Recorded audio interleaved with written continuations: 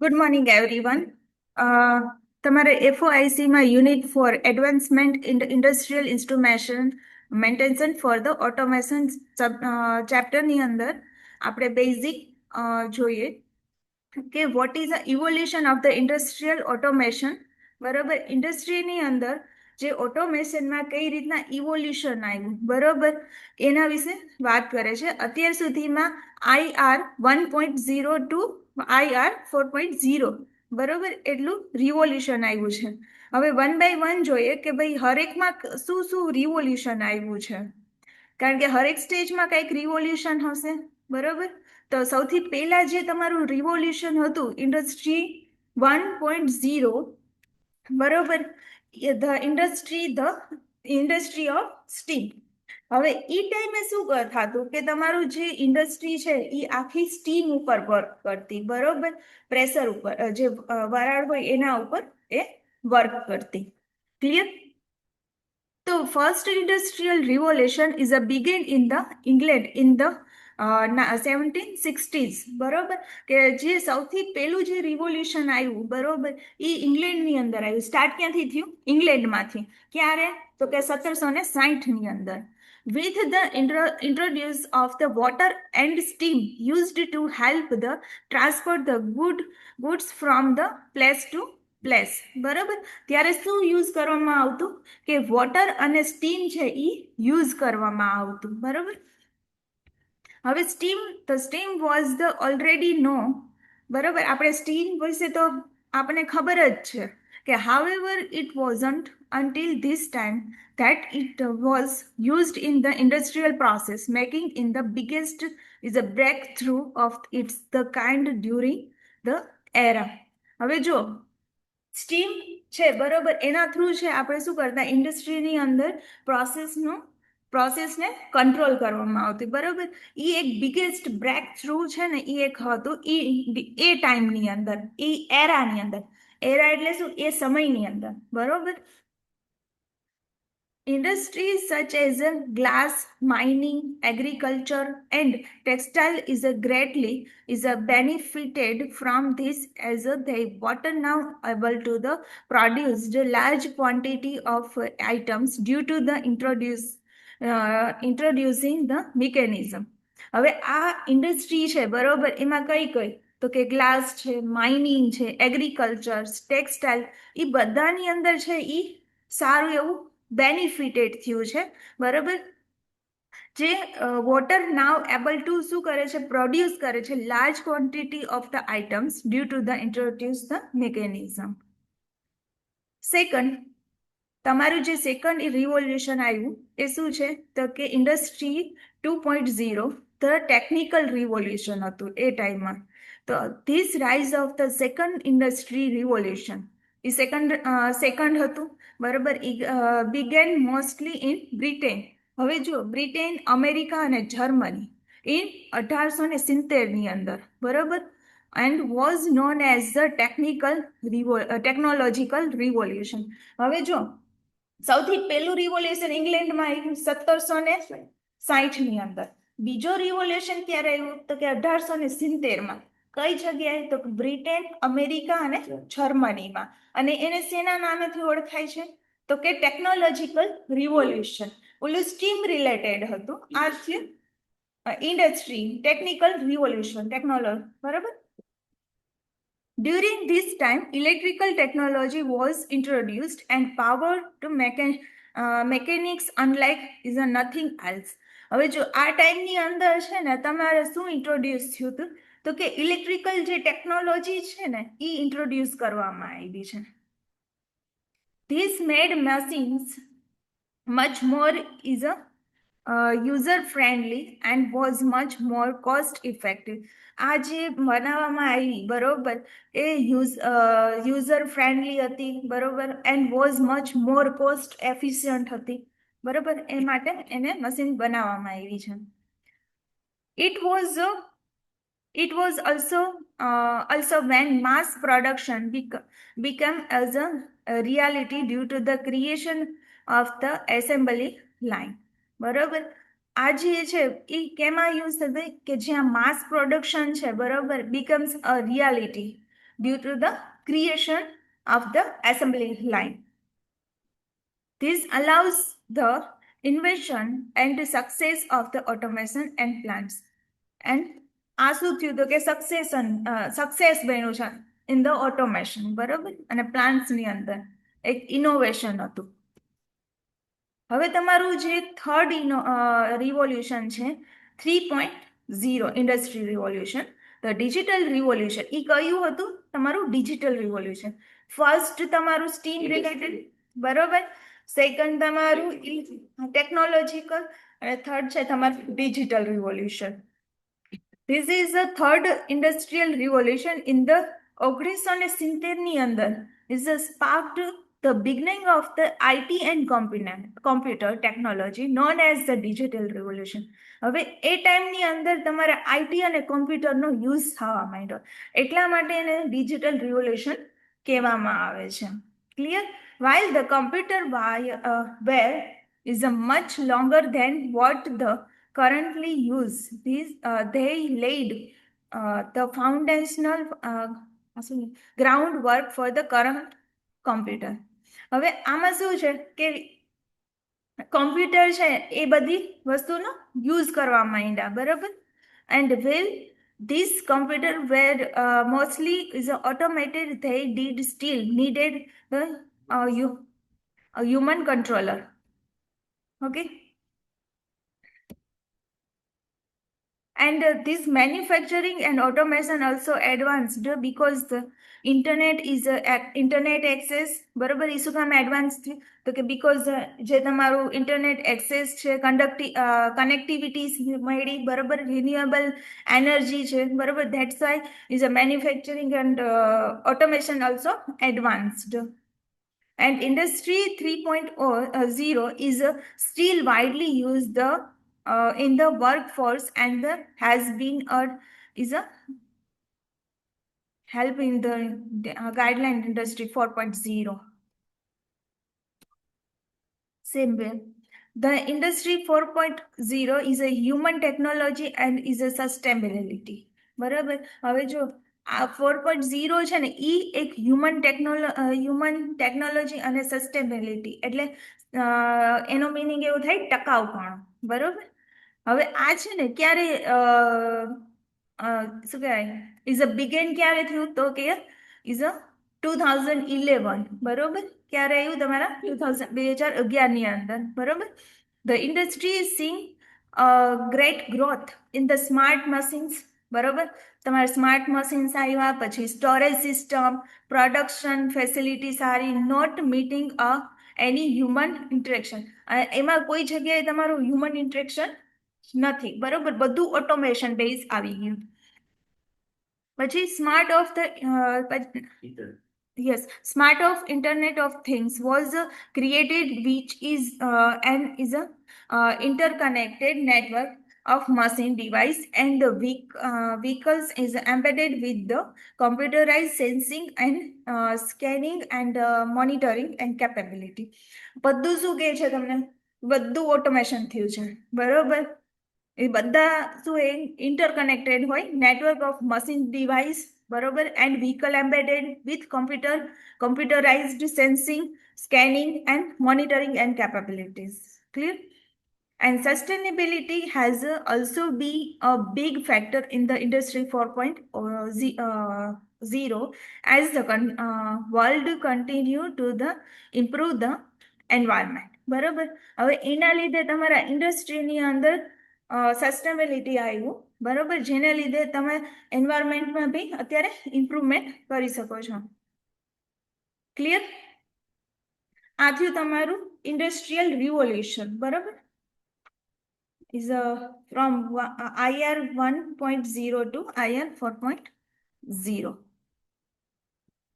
હવે નેક્સ્ટ છે તમારું IoT ટોપિક, બરોબર. IoT શું છે? What is the full form? Internet of Things.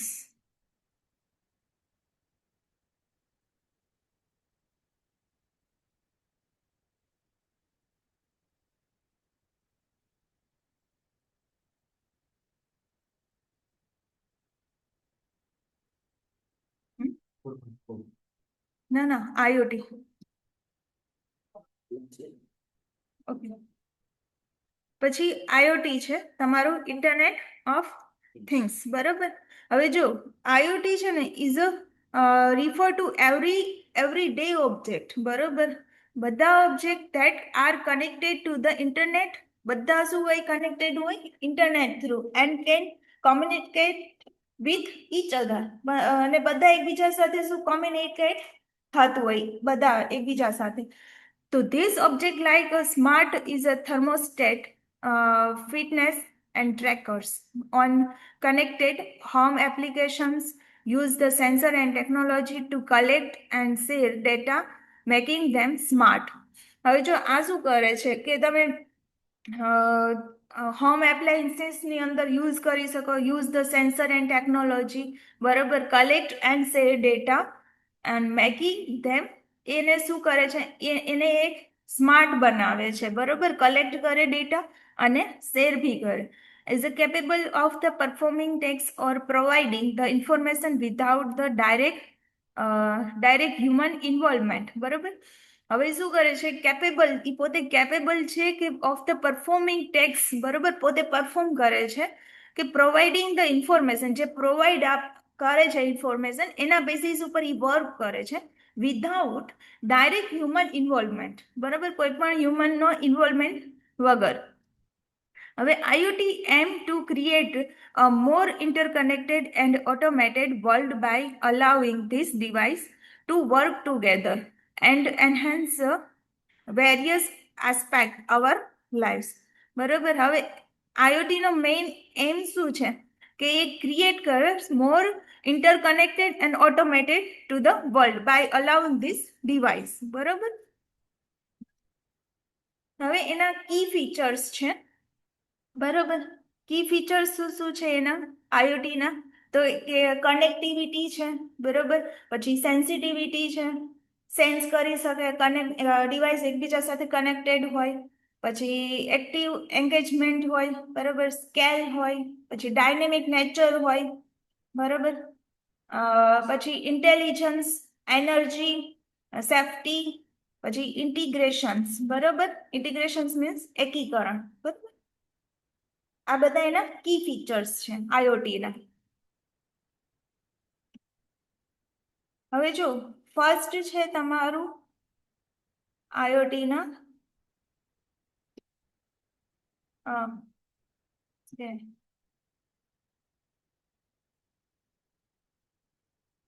Block diagram of IoT, બરોબર. હવે બ્લોક ડાયાગ્રામ ઓફ આઈઓટી ની અંદર છે ને સ્ટેપ છે, is a sensing layer, physical object, sensor and actuator, જે વસ્તુ સેન્સ કરવી છે એ, બરોબર. ઇઝ એને શું કહેવાય, ડેટા ગેધરિંગ, જે તમારા ડેટા છે એ બધા ગેધર કરે છે, બરોબર. પછી સેકન્ડ લેયર છે તમારું ડેટા ટ્રાન્સમિશન, જે ડેટા તમે જે ગેધર કર્યા છે, બરોબર, એ ડેટાને શું કરશે, ટ્રાન્સમિટ કરશે, ક્લિયર. એટલે સેકન્ડ છે તમારું ડેટા ટ્રાન્સમિશન, જે નેટવર્ક લેયર કહેવાય, sorry, is a internet gateway અથવા internet network gateway, is a network technology, બરાબર. પછી થર્ડ છે એ તમારું પ્રોસેસ ઇન્ફોર્મેશન છે, is a data processing layer, જ્યાં તમારી ડેટા અકોર્ડિંગ પ્રોસેસ થશે, બરાબર, જે સેન્સ કરીને આવ્યું છે ડેટા, બરાબર, એના ઉપર એ એક્શન લેશે, બરાબર. Processing unit, data analysis decision unit, clear. અને last one is a smart applications, બરાબર, is a application layer, is a smart application and management, બરાબર.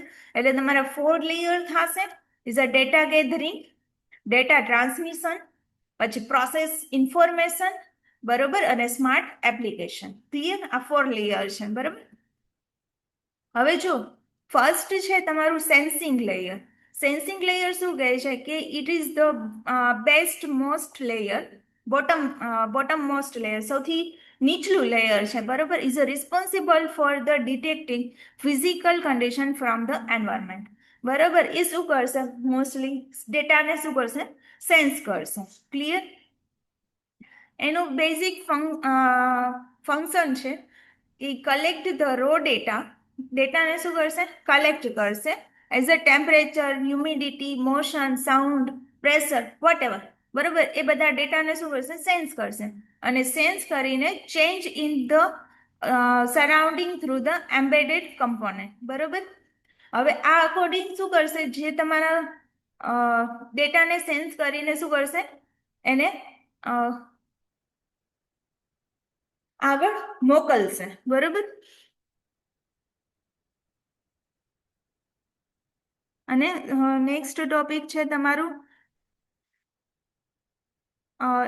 જે તમારું એક્ચ્યુએટર છે, બરોબર, ઈ કેના ઉપર એક્શન લેશે? તમારું એક્ચ્યુએટર વેન યુ રિક્વાયર્ડ.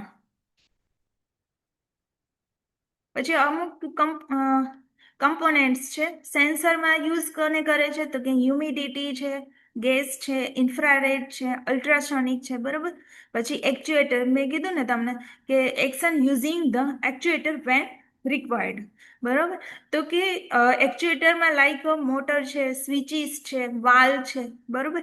એક્ચ્યુએટરનું કામ શું કરશે? કે જે તમારી પ્રોસેસને કંટ્રોલ કરવી હશે, બરોબર, ધારો કે તમારો કોઈ ફ્લો છે, બરોબર, ફ્લો વધી જાય છે, તો એને વાલ થ્રુ તમે કંટ્રોલ કરી શકો, તો તમે શું કર્યું? એક્ચ્યુએટર થ્રુ વાલને કંટ્રોલ કર્યું, બરોબર. પછી micro controller and RFID tags, બરાબર. પછી કોમ્યુનિકેશન માટે transfer the sand data to the network layer via wired and wireless link. અને હવે આ કોમ્યુનિકેશન કઈ રીતના થાય? તો કે તમારા જે સેન્ડ કરો છો, બરોબર, ડેટા, એ નેટવર્ક લેયર વાયા, બરોબર, વાયર અથવા તો વાયરલેસ.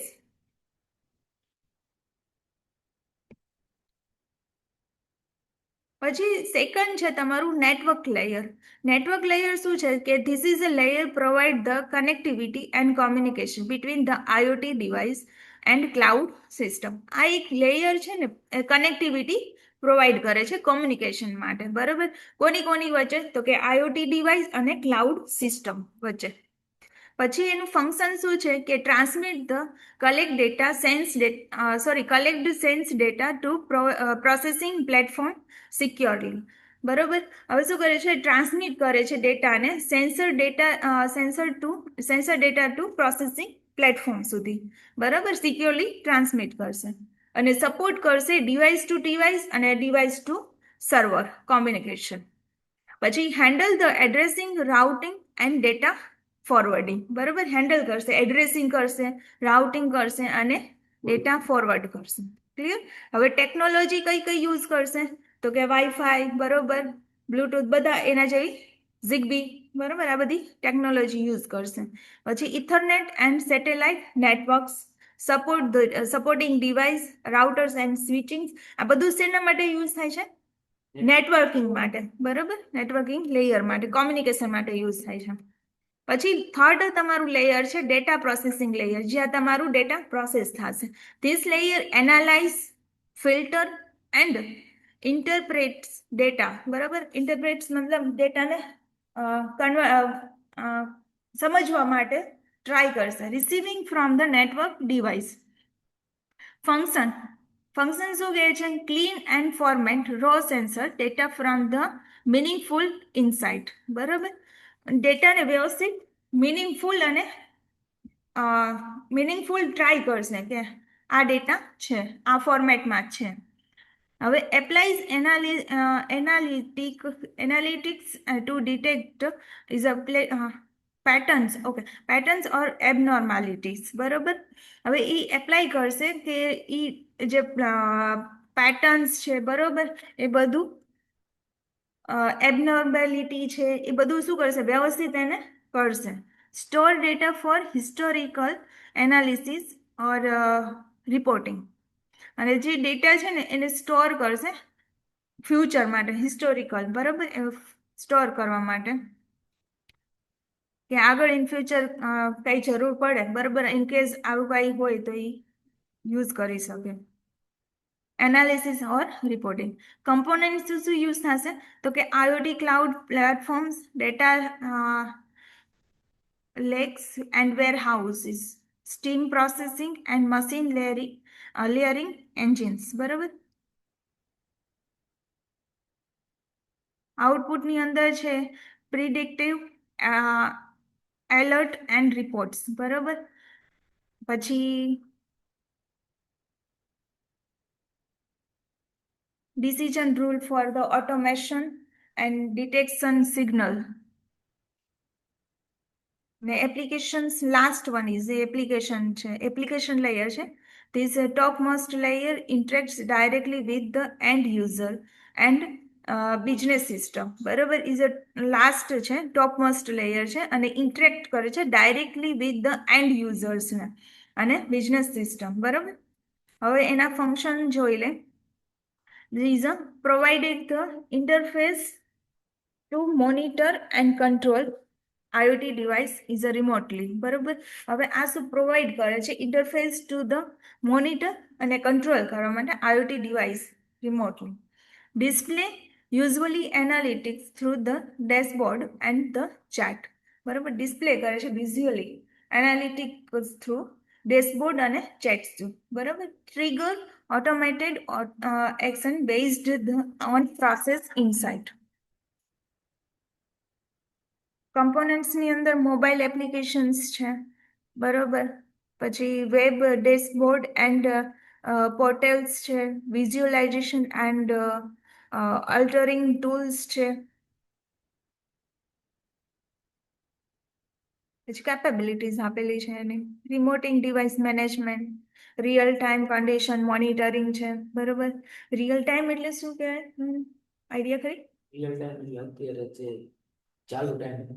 હા, એ અકોર્ડિંગ એ શું કરશે? રિયલ ટાઈમ અત્યારે ધારો કે 27 સેન્ટીગ્રેડ છે તો એ 27 સેન્ટીગ્રેડ ઈ send at a time send કરે. This is called the real time condition monitoring, બરાબર. Integration with the enterprise application, બરાબર.